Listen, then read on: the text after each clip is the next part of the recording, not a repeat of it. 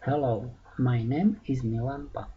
I'm a lecturer in the computer school Maret. Let's start lesson 000 AutoCAD command erase. Switch to AutoCAD.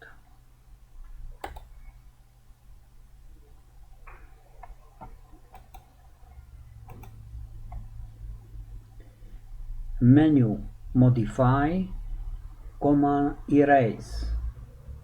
This command removes entities from a drawing.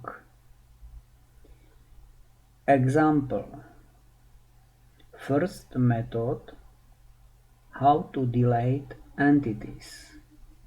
From menu Draw, choose Command Line and then left click in the drawing area to set first point of line, and then left click in the drawing area to set second point of line. Left click, left click, left click, and finally press button Enter. From menu Modify, choose Command Erase. Select Entities by the tick box